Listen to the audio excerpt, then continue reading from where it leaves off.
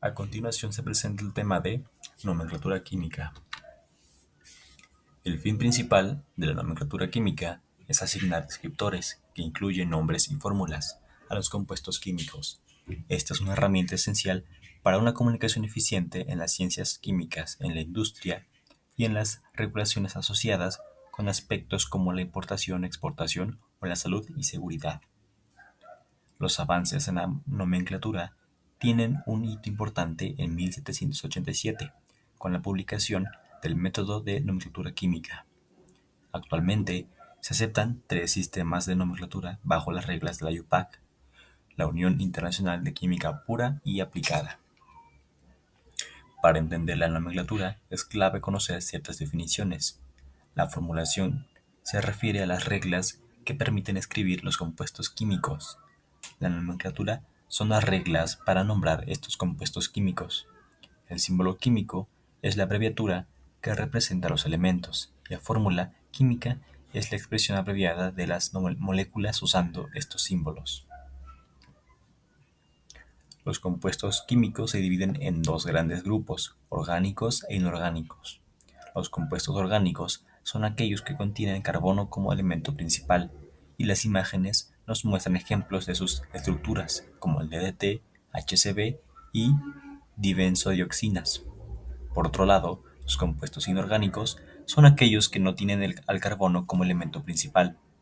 Algunos ejemplos de estos son el agua, el dióxido de carbono, el ácido carbónico, el bicarbonato, el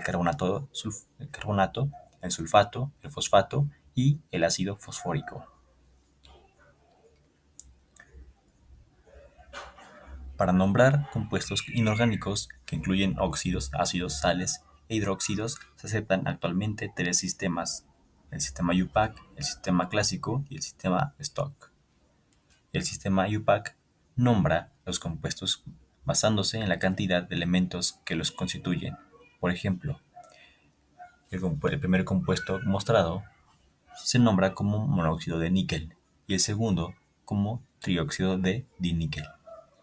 El sistema Stock nombra el compuesto con la palabra genérica seguida de la preposición de y el nombre del metal, utilizando números romanos para indicar la valencia del elemento.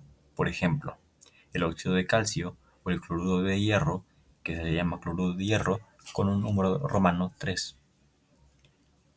El sistema clásico utiliza los sufijos es-oso para la valencia menor e ico para la valencia mayor. Por ejemplo, el níquel puede tener valencias +2 y +3.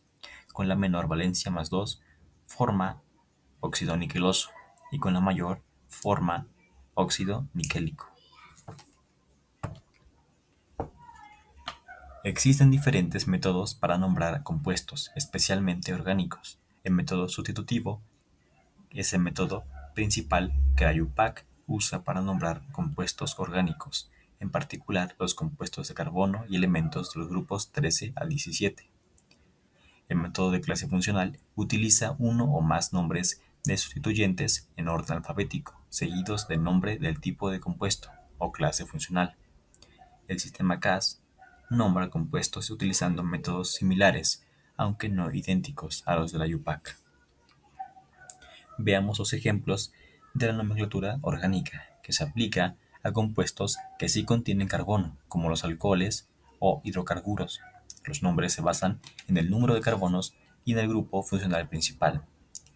En el ejemplo 1 del método sustitutivo, y para el compuesto mostrado, su nombre sustitutivo es etanol, donde et indica una cadena de dos carbonos y anol indica que un grupo alcohol está sustituyendo un hidrógeno. De forma similar, el segundo compuesto mostrado se llama metanol, ya que met indica un solo carbono y ol el grupo alcohol. Para el ejemplo 2 en el método de clase funcional y para el compuesto mostrado, su nombre por clase funcional es éter dimetílico. Aquí se menciona primero el tipo de compuesto, éter, y luego los grupos o radicales que lo forman, dimetílico.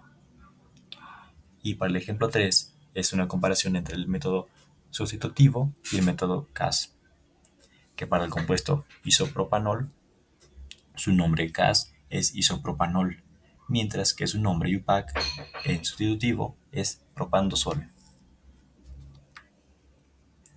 La fórmula química de un compuesto inorgánico se representa con los símbolos de sus elementos y se usa para nombrar compuestos que no tienen carbono como el elemento principal.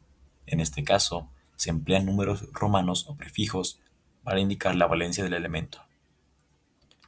La nomenclatura orgánica se aplica a compuestos que contienen carbono.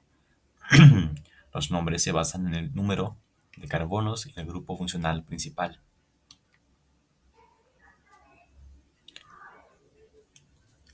Se acredita al autor de la presentación, Omar Iscual Telles, y al profesor José Alberto Alvarado García.